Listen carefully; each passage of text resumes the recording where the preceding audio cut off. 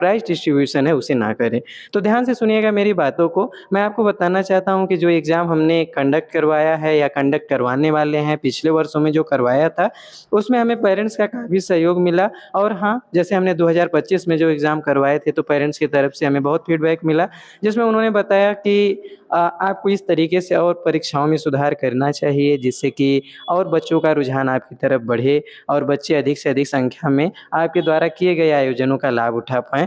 तो पेरेंट्स के द्वारा, टीचर्स के द्वारा जो भी हमें सहयोग मिला, इसके अलावा जो भी सुझाव मिला, उन सबको हमने ध्यान में रखते हुए इस बार हमने बहुत सारे चेंजेज़ उसमें किए हैं। जैसे हमने एनसीईआरटी पैटर्न को फ़ॉलो किया है और कहीं से भी जो अलग-अलग एग्ज़ाम में, जैसे आपने सीयूटी सुना होगा, सीएचएस सुना होगा, नवोदय सुना होगा, या कोई भी वन डे एग्ज़ाम हुआ है, स्कॉलरशिप से रिलेटेड कोई एग्ज़ाम होता है, तो उसमें जो भी बच्चे इन्वॉल्व होते हैं, उनके अंदर जो डर रहता है कि एग्ज़ाम में पेपर कैसा आएगा, हमें पेपर कैसा मिलेगा या हम कैसा फ़ील करेंगे, पेपर कैसा रहने वाला है, तो उन सब की तैयारी हम बच्चों को पहले ही करा देते हैं। एक तरीके से उनका एक अच्छी प्रैक्टिस हो जाती है कि कैसे एग्ज़ाम में, कैसे बच्चों के बीच, कैसे 100 150 बच्चों के बीच बैठ कर के एग्ज़ाम को हमें देना है, और सबसे बड़ी बात है कैसे हमें टाइम मैनेजमेंट को फ़ॉलो करना है। तो ये तो रह गई कुछ शुरुआती बातें। इसके बाद मैं आपको पैटर्न थोड़ा-सा बता दूँ। जो एग्ज़ाम है, इसमें क्लास 4th से लेकर के 12th तक के बच्चे इन्वॉल्व होने वाले हैं।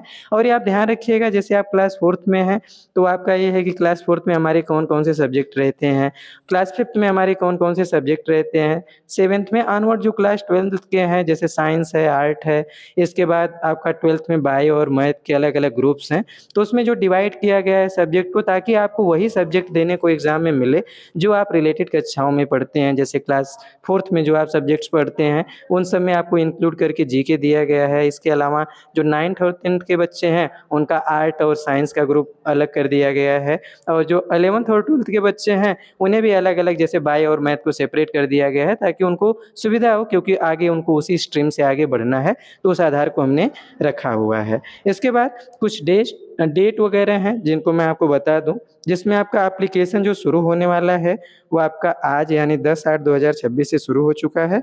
और ये आपका फॉर्म फिलअप होगा 10/9/2026 तक, यानी लगभग 1 महीने तक आपका ये फॉर्म मिलेगा। ये फॉर्म आप ऑनलाइन भी मँगा सकते हैं, इसके अलावा हमारे कोचिंग संस्थान से भी ले सकते हैं, या आप किसी विद्यालय से जुड़े हुए हैं, या आप शिक्षक हैं या बच्चे हैं, तो आप मँगा सकते हैं। कॉल है, सारी चीज़ें आपको दे दी जाएँगी डिटेल, आप वहाँ से ले सकते हैं। तो जो फर्स्ट था आपका एग्ज़ाम, जो शुरू हो फॉर्म जो शुरू हो रहा है, वो 10/8/2026 से लेके 10/9/2026 तक चलेगा। इसके बाद जो एडमिट कार्ड अवेलेबल होगा आपका 20/9/2026 को होने वाला है। इसके बाद जो एग्ज़ाम डेट डिसाइड की गई है, वो 27/9/2026 यानी संडे को डिसाइड की गई है। आंसर की आपकी रिलीज़ होगी एग्ज़ाम से लगभग 2 दिन बाद, यानी 29/9/2026 को। इसके अलावा रिज़ल्ट जो डिक्लेरेशन होगा आपका 4/10/2026 को होने वाला है।